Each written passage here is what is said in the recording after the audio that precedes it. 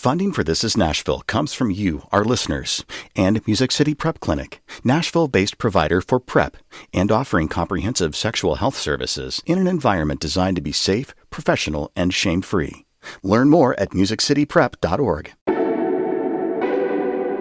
I'm Khalil A. Colonna, and this is Nashville.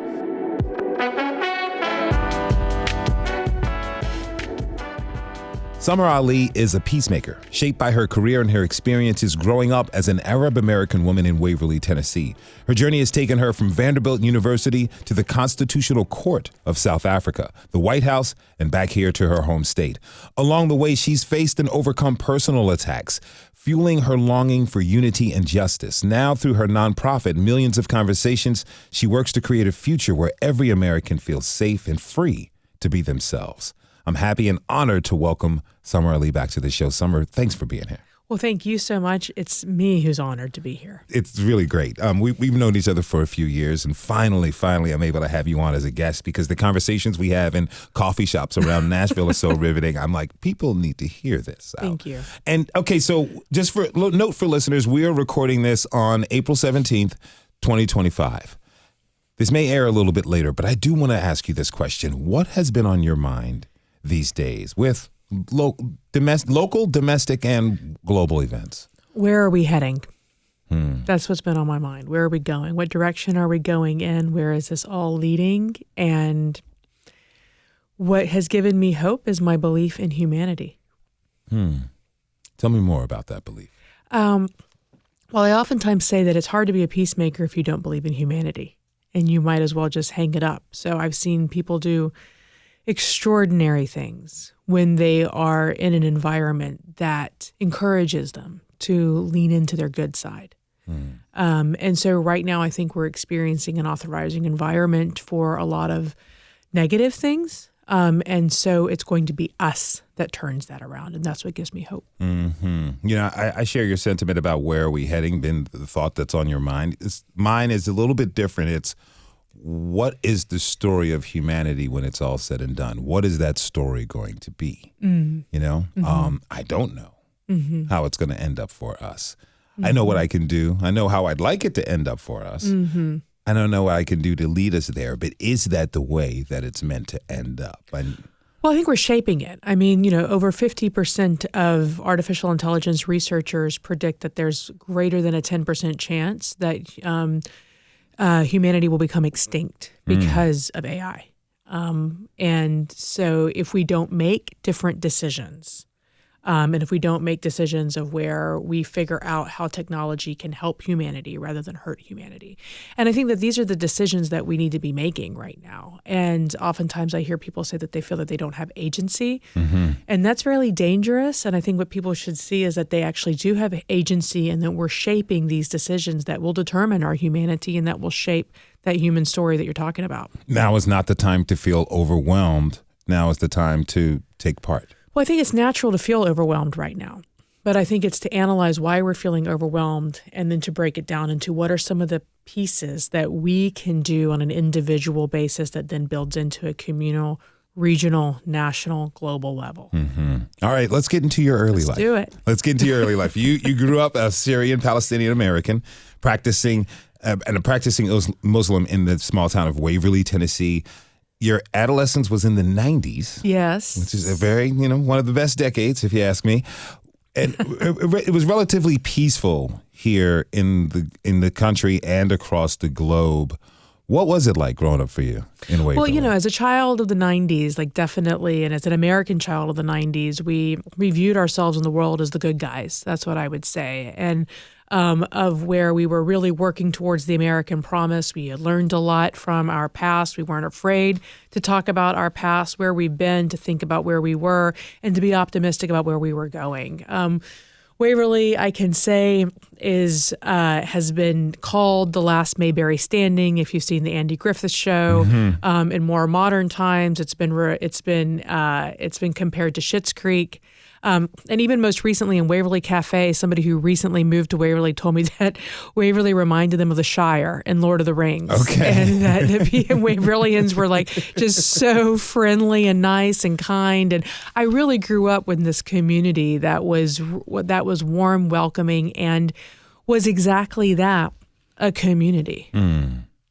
Now, I understand you're writing a book that's going to come out next year describing you described it as a calling card for peace. The title, I love this title, Thank you. Sweet Tea and Olives. That's right. But I do want to ask about the original title real quick. From the Holy Land to America's Heartland, which is your ancestors' journey. How did your family come to the United States? Well, it's a long story. So to be brief, I will just say that my dad came here as a college student. The firstborn son of my grandfather, who subsidized their olive farm right outside Jerusalem by selling tapestries and Persian rugs in the western part of the United States. That's how he got to know the United States. That's how my dad ended up in the United States, was through that knowledge that was coming in the descriptions from my grandfather. And he went to school at the University of Utah. And then he was in medical school at Howard University in the 60s. And was a part of the civil rights movement there, and learned a lot from that movement. And then journeyed south, which is later in life for him, and which is when I was born, and that was after he met my mother, who came over after finishing her medical degree at the University of Damascus. And she came over at the invitation of the Cleveland Clinic to do her fellowship here. Now, you're like me. You have a lot of siblings. There's 5 of you, right? I'm the youngest of 5. You're That's the right. youngest of 5. And thank God I'm in that order. Okay. And people who are familiar with your work, and audience members will grow to understand this. You work peace through conversation. This is something that you've mastered. You've studied under masters to bring this to people. As having a lot of siblings, that's the first lesson I believe in compromise, in negotiation, in conversation, are with your siblings. Yes. Did that experience growing up with, particularly being the youngest, did that kind of inform the work that you're doing now? Absolutely, it did. I mean, I'd say the only extrovert of the 5, so that had something to do with it. But that doesn't take away from the fact that each one of my siblings, as much as I love them, are opinionated and are not shy to share their opinions, and work really hard. That's another thing that I would say. My brother's a rocket scientist. I mean, he works at NASA. He's been working on the Mars rover mission since for this entire century to date. Okay. My sister's a cardiologist here in town. Another one of my sisters is a cybersecurity, national security legal expert in D.C. And my oldest sibling has a PhD in psychology, and she has a lab that she helps run at Emory, where she studies the genetic makeup of some, I'd say, mental diseases. So that's sort of, we were really encouraged growing up to be curious and to ask a lot of questions and to read a lot. I always lost at Trivial Pursuit in my family, so I had to learn how to lose. I had to learn how to be a good loser. Yeah. Something I would say. But my name also means conversation. It means a nice evening conversation from sunset to sunrise, and I think that that's really interesting too. That my sister, who's the 4th of the 5, who's 4 years older than me, she's the one who named me, and she chose that name out of 3 different names that my parents were thinking about. And wow. So maybe she knew something the rest of us didn't. Yeah, and sometimes I believe that names are given, and the definitions we tend to in some way live up to. My name, Halil, means kind and noble friend. I love that. That fits you to a T. I thank you. I hope to think. I wish that I hope to think that I kind of live up to that. It's interesting. Your parents, all their kids are doing big time stuff. This is not small things. I'd say working on complex problems and trying to be solutions oriented. My parents are doctors. I mean, if you ask a lot of people in the town, they'll tell you they're some of the town healers. So we try to look to see how can we leave the world and our world a better place than we came into it. So we're dedicated to that. Doesn't mean that we always succeed, but we at least try. Did you all travel back and forth to your ancestral lands? Yes, absolutely. So I know Derdebouin, which is my dad's village, very, very well. I know Damascus. I know the streets of Damascus, the streets of Jerusalem. And I have been going back and forth there since I was 3 years old. We also have a Jordan connection as well. I know I'm in Jordan well. Like I mentioned, I'm going to be spending part of my summer there this summer. Mm-hmm.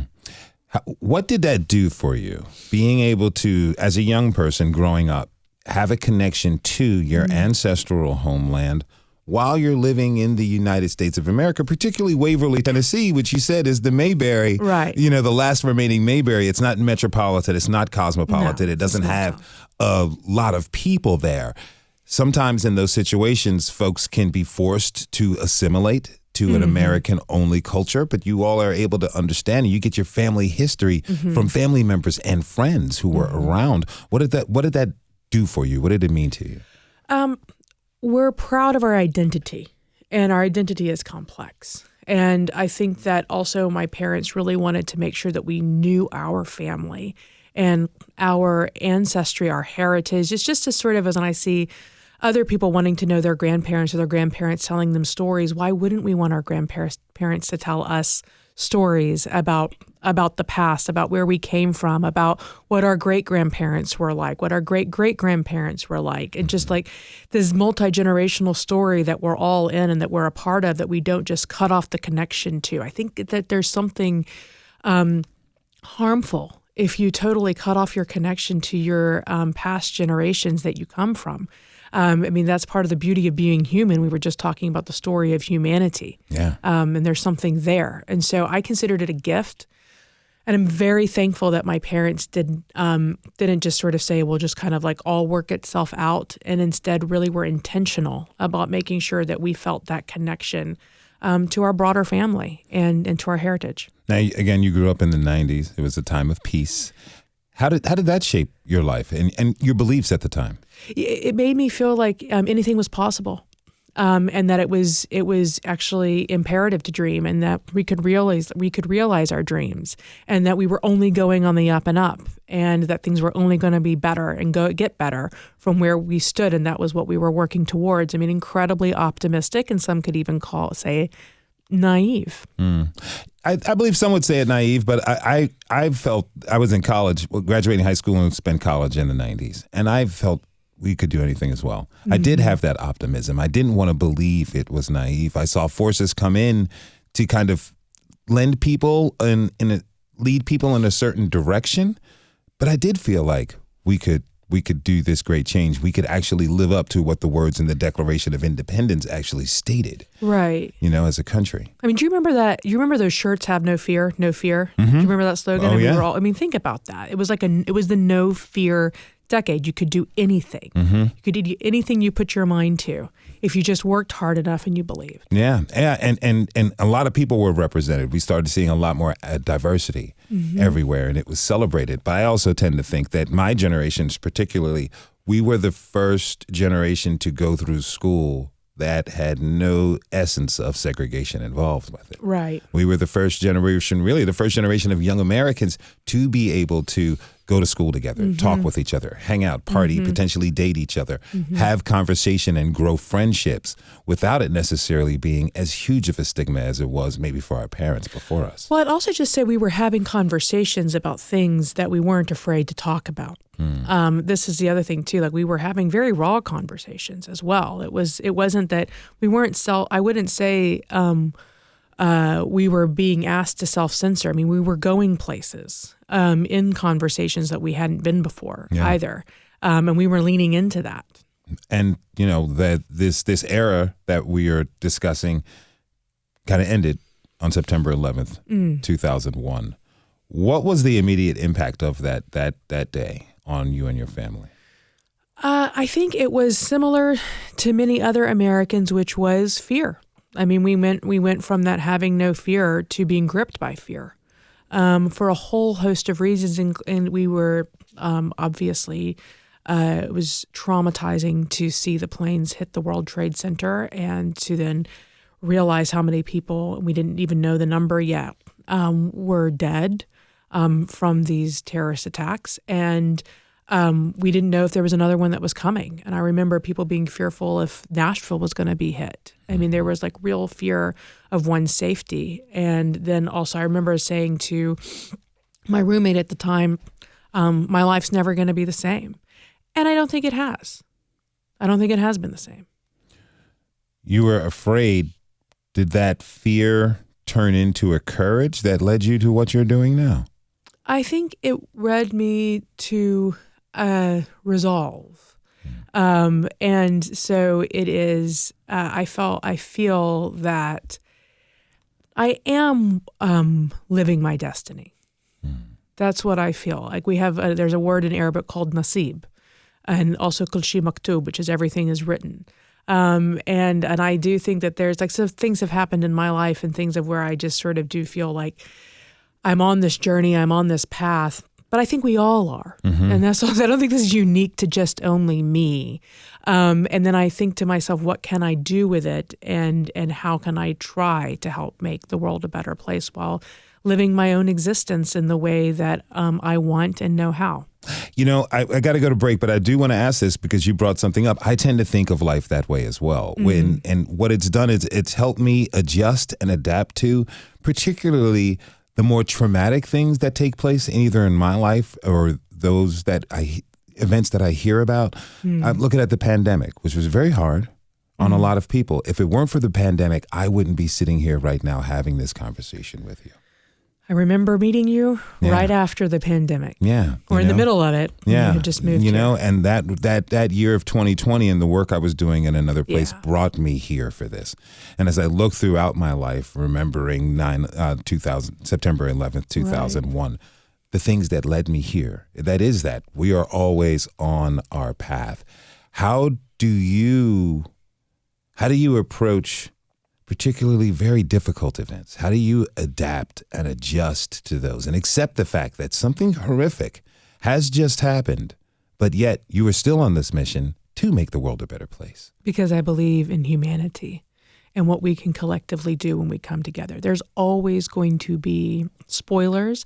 There's always going to be conflict profiteers. There's always going to be terrorism. And the question is, what do we do in the face of it as the collective? Because the majority of people are good. The majority of people want to see what we can build and do together and don't have destructive spirits. But we have to create an environment and an ecosystem and a system that allows for us to do the positive that we're capable of, rather than pitting us against each other as if the only way forward is to engage in this friend versus enemy frame, which is just a false narrative. With that, we're going to go to break. All right, when we come back, we'll continue our conversation with Samar Ali and explore how working in Washington, D.C. and South Africa brought her back to Tennessee with new skills and a broader vision of peace. Stay with us. This is Nashville.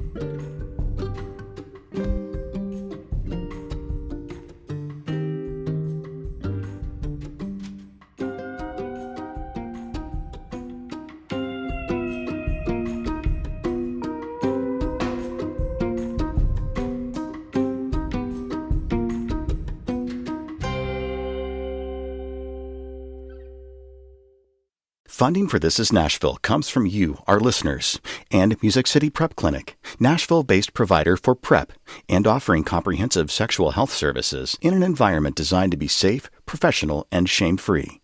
Learn more at musiccityprep.org. Funding for This Is Nashville comes from Burr and Foreman Law Firm, serving clients with transactional, litigation, and regulatory needs. Discovering how each client defines a win and working with them every step of the way to achieve it. Burr.com. I'm Khalil A. Colonna, and this is Nashville.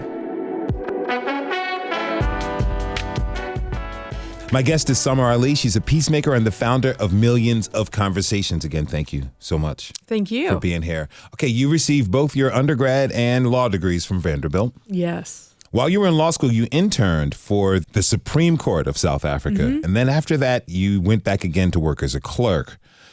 What drew you there? the first time that made you want to go back the second time?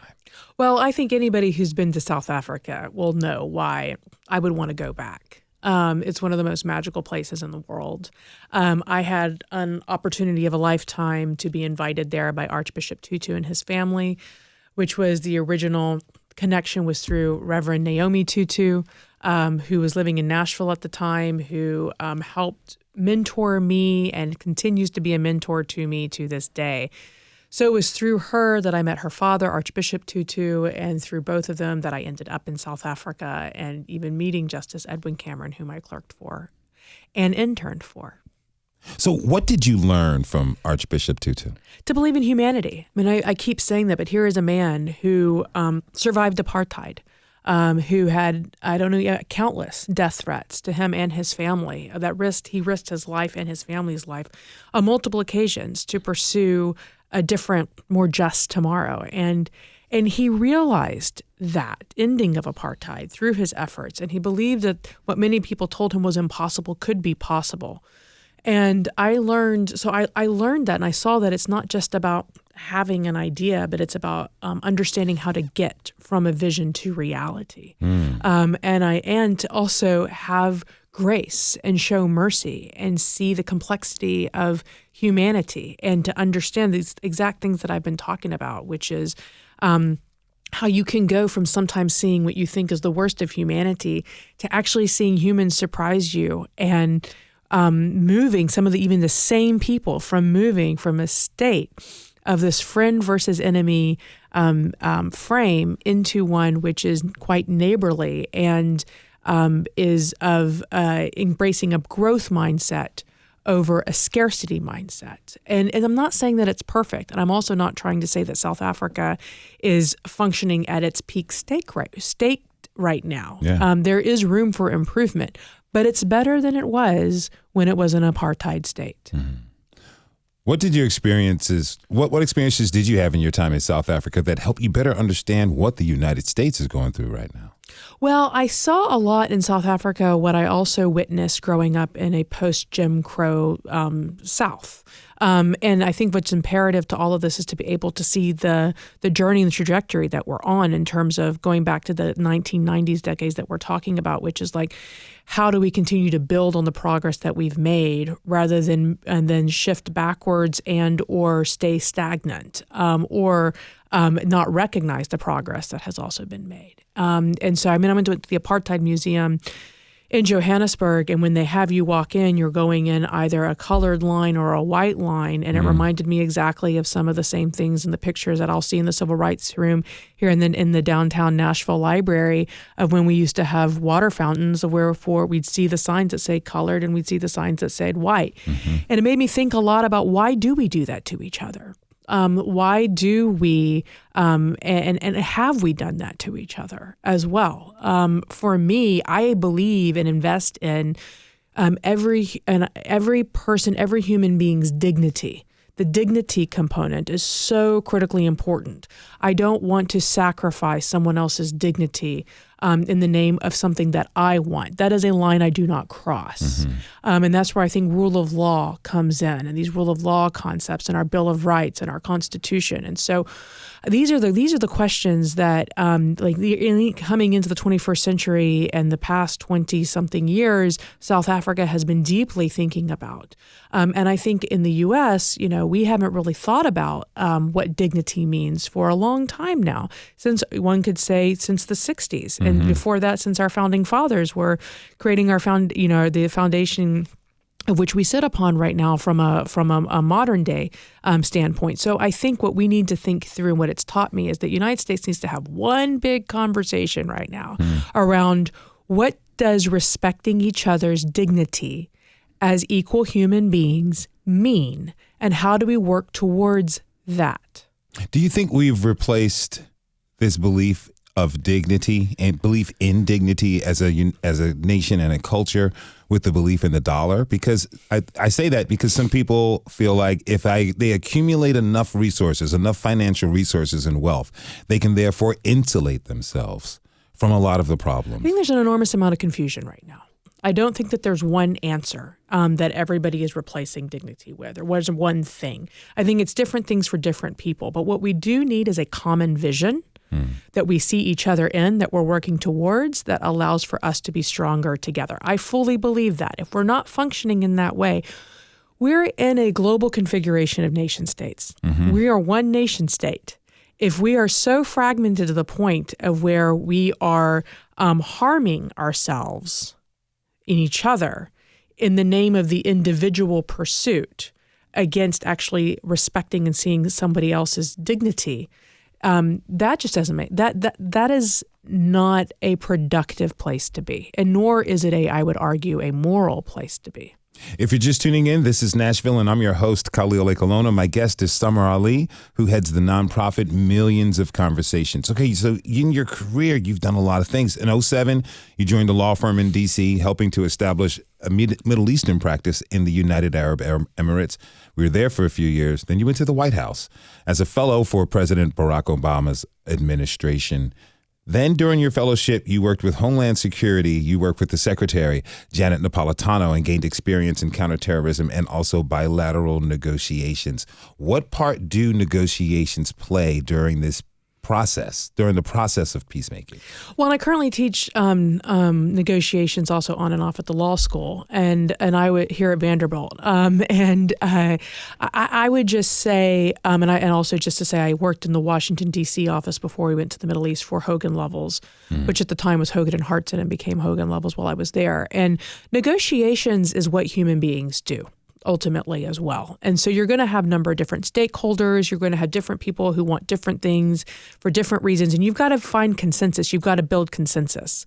And that, for me, is actually what unity is about in a democratic state as well. And so that's one of the reasons why I co-chair that project on unity and democracy with John Meacham and also Governor Bill Haslam, my former boss. And I would say that it was really fascinating for me to see nation states negotiate with each other, and just some of the bilateral negotiations that I was working on was between the United States and the EU. And this is when the UK was a part of the EU. So watching the EU function and understanding that, I mean, these are the things that I had read about when I was a student, a poli-sci student at Vanderbilt. So then to actually be working on them was extraordinary. And then while a few years after that, seeing the UK Brexit happen and seeing the UK split from the EU was also just a mind-bending experience. What is it like in those rooms? I'm a little bit of a policy nerd, and I love international news.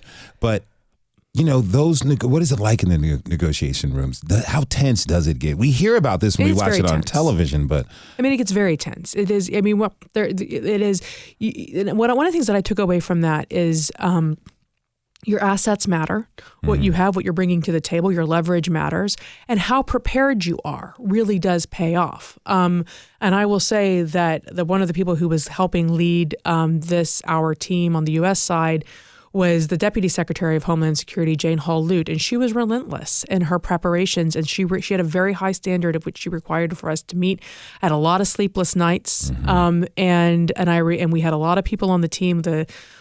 And also it was really interesting for me, the intergovernment representation that was there. We had members of the State Department there, DOJ, the White House, Department of Homeland Security, and others, and within Homeland Security, different sub-agencies that were at the table, like CBP. And anyway, what I would just say is the number of people that are there and the experts that are there coming together, and everybody has a different opinion and a different style. And this is humanity. I mean, it's going back to it. I mean, we are made differently and we have to figure out, that's why when some people are trying to figure out how to make us all the same, and it's just not, that is something that is a futile pursuit. Instead, what we need to do is to figure out how to work together, even though we are different.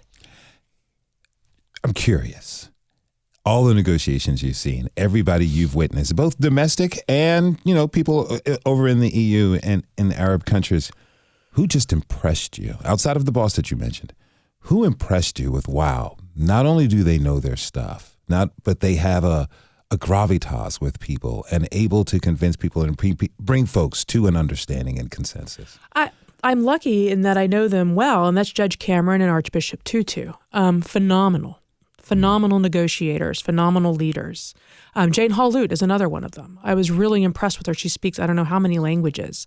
And I remember when we were sitting down, she said, which language would you like for us to use? And just sort of, these are people who are giants in their field, and they didn't get there overnight. But they also have one thing that they do all have in common is that their respect for each human being's dignity and their clarity around that.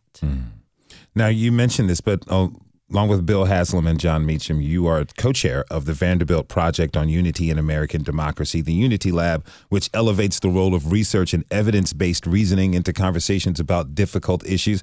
I had the pleasure of doing voiceover for a PBS special about that. Yes, thank you. You're welcome. Of course. Thanks for hitting me up about it. Now, one of the conversations happened not too long after the Covenant School shooting in Nashville, and the goal was to take a moment to reflect on these traumatic events and to provide tools for the community struggling to cope with what happened, as I think we still are, actually. Can you share some of the ways that we can reconcile these different values and beliefs, face this tight in the face of traumas like this here with Covenant and also at Antioch High School, while preserving each other's dignity and honoring our humanity? There's a lot of things to unpack there, but one of the things I would say is just is we need to take responsibility for the current state and systemic violence that we are experiencing as a nation. It is not healthy, and we have more mass shootings than any other democracy that has a similar profile to ours in the world. And so I think that we need to take stock of that, and we need to take responsibility for that, and we need to come up with a plan of what we're going to do about that as a society. And so I think that responsibility piece is really important for us to be leaning into. I think you said something about which we have different values. While we might have some different values, we're going to have some common values as well. Mm-hmm. So I think we need to look at what are some of the common values that we prioritize.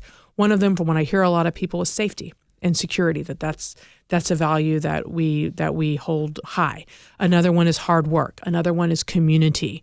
I hear these repeatedly, regardless of one's political values. And so I think we need to tap into that and say, okay, how do we build a society that prioritizes those values and that allows for us to each live here in a productive way? We're going to take one last break. When we return, we'll continue our conversation with Samar Ali to learn more about Millions of Conversations, the nonprofit she leads. Stay with us. This is Nashville.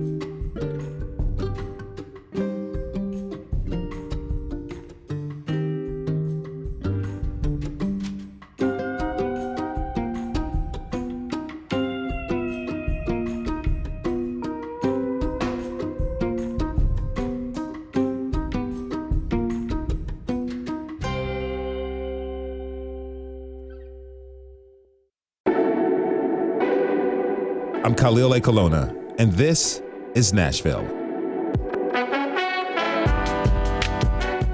My guest today is Samar Ali. She is the founder of Millions of Conversations. Samar, thank you so much. Thank you. Okay, you said something before the break when we were talking about facing the responsibilities of our culture, which has led to being the democracy, the biggest functioning democracy in our class, I should say, to have so many mass shootings. And each other's fate.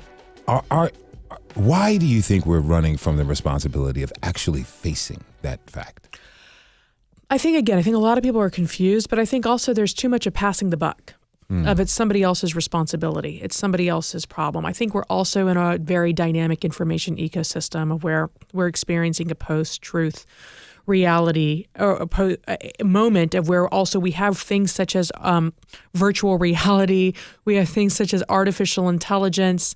And one of the things I'm looking at right now is we're living life with robots. We're going to do a conversation series at Millions of Conversations around that, which is, again, like helping figure out how this technology can help enhance our human experience rather than dissolve it into a puddle, but that we don't recognize. But going back to this whole point of responsibility too, is that the leadership. I think our leadership as well. We can't discount the fact that fake news, call it whatever you want it, fake news, disinformation, misinformation is having on people's ability to shift accountability onto something or someone else, rather than raising their hand and saying, I'm going to solve this. Now, you mentioned these talks about living with robots in Millions of Conversations. Yes. This organization you started in 2017 based on a vision for a future United States where every American, we all feel free to be ourselves. And I'll just say that was it. Yeah, we came up with that vision. We started putting pen to paper in the summer of 2016. And I wrote an article at the time for The Hill that says regardless of who wins this election in 2016, we're experiencing a toxic level of division that we have to do something about. Otherwise, we're not going to be a functioning democracy. So Millions of Conversations was one of our answers to that. How do we connect to one another, our humanity, soul to soul, heart to heart? There's a noise factor that is pushing an agenda of division. For true peace to happen, we have to put ourselves aside.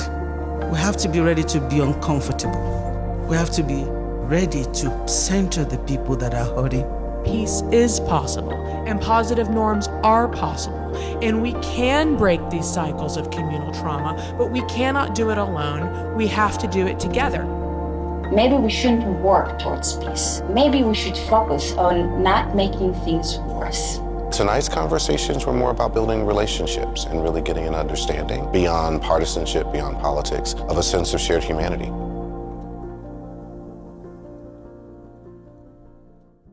From what I understand, you were publicly attacked by people who made false claims about you and your faith, right? Correct. And what I plan to do because of my faith. Now, you decided you wanted to be a part of the solution. You weren't going to pass the buck and give responsibility to anyone else. You were going to take on that responsibility yourselves. As you were dealing with these attacks that are fueled by disinformation, how did that lead to you crystallizing this vision of Millions of Conversations? How did that fuel this work that you're doing now with what you personally experienced? Well, it was a combination of all these different experiences that we've been talking about. I mean, personal and professional, growing up in a small town, knowing what community in a small southern town can feel and be like and is capable of and what we're possible of. Being that child of the 90s, growing up in a household of where we get curious about what are the solutions that we can be putting forward to solving complex problems and et cetera, and thinking about our life's purpose and our life's work, thinking about what skill sets that I do have, and then professionally working at that intersection of national security and economic development and human rights, and having seen firsthand what a faith leader like Archbishop Tutu was able to do in his time, and what Justice Edwin Cameron was doing through his life as a lawyer and a judge and et cetera, pulling all of that together and thinking about, okay, and also having, when I was working in the White House, seeing how people were radicalizing and what they were radicalizing on, whether it be domestic or whether it be international and foreign, and understanding that, and then saying, okay, we can do something about this, but what we have to do is create a counter to this post-truth reality, because if we don't have the truth, then it's going to be very difficult for us to be a functioning democracy, because how are we going to make rational and sound decisions? If we don't have information and facts that we can trust, then how are we going to hold leadership accountable? This is a crisis, but just because it's a crisis doesn't mean that it has to remain a crisis. It's an all-hands-on-deck crisis that we're going to have to come together and solve, and we're not going to do it only through 20th century institutions that were built for the 20th century. We're going to have to create some new institutions that meet this moment, and also help the existing institutions that we have evolve to meet this current moment. This new institution that you created, Millions of Conversations, one of the foundational blocks is the pledge to listen. Yes. Very important. Talk to me about that. Yes, what comes back to me often with family members who will remind me that I've taken this pledge to listen. But I bet, huh? with 4 siblings, I bet that comes up a bunch. And my husband. So it could be a double-edged sword here that I've created, this Frankenstein. But, really, in our thinking, I come up with the 7 steps to peace that disrupt this negative cycle that's leading to hate and violence like we saw horrifically happen at the Covenant School shooting. And the 7 steps to peace that disrupt that negative cycle that put us on a pathway to peace starts with listening. We know that it does. Our listening muscle has atrophied for a whole variety of reasons, including because of our social media influence that we've all experienced over the past decade plus. Mm-hmm. And so this is a skill that we know we have to build back up if we want to get on a better road than the current one we're on. Give us a tip. Anyone listening, what's the best way to become a better listener? Well, to take the pledge to listen. So the first step is taking this pledge that we've written, which is that I'm pledging to listen to you, but it doesn't mean that I am sacrificing my own beliefs in return for listening to you. Mm. And I pledge to also speak my own truth. And truth is our experience with a set of facts that we are in agreement on, but perhaps experiencing differently. That's each other's truth, and we believe that we need to be reconciling with that. But we can't do that if we're not listening to each other. As I'm listening to you, I'm humanizing you. You and I are in a conversation right now. Together, I'm doing more of the talking because you've asked me to, but we've agreed on that ahead of time. Mm-hmm. And I think that there's a lot of different tips that we can talk about with regards to pledge to listen. But one of the first things that I would tell you, and after you've taken the pledge to listen, is to watch yourself in conversation. Are you listening, or are you thinking about what it is that you're going to say next? Are you listening to your own self? Are you listening to your own feelings and emotions that are coming up and that are surfacing while you're in conversation, whether it be online or it be offline? What's happening with you in that moment? And then think about, what do you want to be feeling and experiencing, or how do you articulate that, and be curious about it? And one very just practical tip is, when you're listening to somebody, let them see you, let them take note that you're listening, you're listening, whether it be nodding, whether it be smiling, whether it be moving your hands, like some kind of a movement there, or even if you're texting back and forth, depending on what the subject matter is. I don't always recommend that you text back and forth but let's just say you're in conversation over text. Say, I hear you. Mm-hmm. I'm listening. Make that acknowledgement. It goes a very long way, both for you and the other person or people that you're in conversation with. Now, an initiative that Millions of Conversation is focusing on is Project 3142, yes, which is named after the number of counties in America. Yes. What's the idea behind this program? Well, we feel that the roads between our counties have washed up. And so I've just noticed, growing up in Humphreys County and sitting here right now in Davidson County, I see that there's a lot of need and room for improvement between the connectivity between Humphreys and Davidson County. And this is just one example. It's across the strait. Tennessee is composed of 95 counties. And I've seen these roads, again, just get washed up when I came back here a little over 10 years ago. I couldn't believe how much the counties weren't connecting and weren't working together. And it goes back to this point of where we can't be a functioning democracy if we're this fragmented. And also during our last recession, most of the rural areas, and the majority of counties in America are rural, did not rebound from the Great Recession. And so there is this urban and rural tension. So one of the things that we need to do is to have a better distribution of power, even within the counties themselves, and to be thinking about how do we restore agency and help people to come up with a vision for what they want to do and see to move forward, and then how they connect that into others around them. So this gets into our state legislature and other legislatures as well. The people, you see it across America. It's not a Tennessee phenomenon. People are saying that they feel like there's this disconnect that's happening. So it's an answer to that, but it starts with a conversation. So when we start with we oftentimes say the conversation is the doorway. So in our pledge to listen, our conversation, that's the doorway that then leads into this work that we do at the county level that is a public-private partnership endeavor. Now, you talked about and it's grassroots. You talked about the issue of this rural-urban divide. Yeah. Recently had on Tequila Johnson from the Equity Alliance, who talked about that because of the campaigning that they do. And a lot of folks, if you just pay attention to our, like in this time of this crisis of truth, as you mentioned, and we watch media, people can get media served specifically to them, to give them the truth that is palatable, the truth that they want to hear, be that the ultimate truth or not. And in these, let's say, how can I say, curated truths that we absorb, they get this belief that what people who live in urban settings want, what people who live in rural settings want are vastly different. Right. But from talking to Tequila and also knowing you personally and having these conversations, that is not the truth. Right. People actually want most of the same things. What is it going to take? How can millions of conversations help us to understand that, hey, we may live in different environments, but we do want the same things. We do have a lot of shared values. Well, it starts with naming it. So we want to be safe. We want to be productive. We want our children to get what they deserve in a positive sense. So I wrote an article recently called Our Children Deserve Better. And we want systems to function better than they have, and we want them to function for the moment. And I think that it's beginning to focus on what it is that we want and then to collectively work towards that. So let me give an example. We're doing work in Grundy County right now. Grundy County has a housing crisis. Well, we have a housing crisis right here in Nashville, too. That's a common interest that we both have, that Davidson County and Grundy County want to solve their housing crises. And we're both experiencing it for different reasons. How about we work together on that? How about we communicate to the state legislature that we'd like to see a resolution and a plan for how we're going to deal with Tennessee's housing crisis? Suddenly, it's not just a Nashville housing crisis. It's not just a Grundy County housing crisis. It's a Tennessee housing crisis.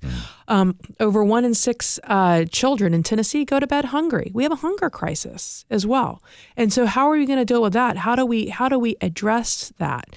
And as we begin to solve problems together through solutions that are statewide and that they suddenly don't become urban problems or rural problems, they become our problems that we are solving together. You recently have taken millions of conversations to television. Yes. Tell me about that. News Channel 5. Yes, I owe it to News Channel 5 for having the vision for that. And we've got the Millions of Conversations show. And one of the things that we do there is that we focus on why is there a trust deficit? And for example, why is there a trust deficit in American medicine between our healthcare providers and our patients? And then how do we address that? And how do we give people a toolkit to do something about it? So that's the Millions of Conversations way. We're not just going to talk about the problems. We're not just going to analyze the problems. We're going to do something about it. But we're also not going to whistle past the graveyard and pretend that we don't have problems either. So we're not going to invest in toxic positivity. We're going to be real. We're going to keep it real. And part of the keeping it real is identifying the solutions and working together to solve our problems. How do you like doing TV? You know, it's fun. I was really nervous at first. And I never saw myself in that role. I never saw myself working in government either. I mean, again, like it's just sort of these things of where you find yourself. Hold on. Okay, so you never saw yourself working in government till high school, senior year, summer. What were you thinking you'd be doing? Taekwondo. I mean, I love Taekwondo. No, seriously, I never thought I would be working in the government. I thought that other people saw me doing that, but that's not necessarily where I saw myself. I thought I was going to be a doctor. Okay. I mean, I was pre-med when I went to college. I wasn't even pre-law. Okay. Final question for you. You know, you have a memoir coming out. Yes. What practical advice will be included for those of us who are struggling with having a difficult conversation from everyone from a loved one to a boss to community member to even with ourselves? It's going to first help readers see themselves in this current environment and to give them the visibility of what to do next in order to be their best selves and to have hope. I think it's going to, again, provide visibility. It's going to also, I think, kind of help people feel a sense of calm. Because myself, I've been through it. As you said, I've been attacked by a number of different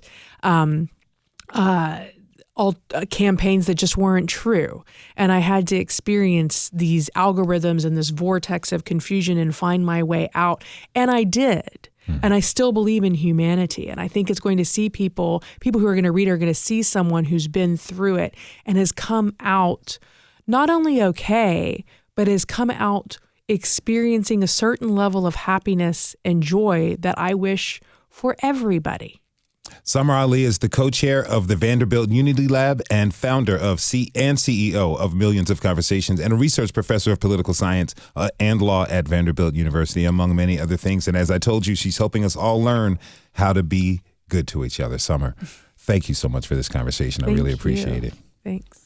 All right, and thanks to you for tuning in this hour. This is Nashville is a production of Nashville Public Radio. Today's episode was produced by Mary Mancini. It was directed by Tasha A.F. Lemley. Our technical director and board operators, Liv Lombardi. The masterminds behind our theme music are LaRange and Namir Blade. You can listen back at thisisnashville.org or wherever you get good podcasts. And the conversation does not end here. Comment and tell us what you want to hear on the show by leaving us a message at 615-751-2500. You can also find us on Blue Sky, Instagram, and X at This Is Nashville. This is Nashville. I'm Khalil Lake Alona. We'll see you tomorrow, everybody. And be good to each other.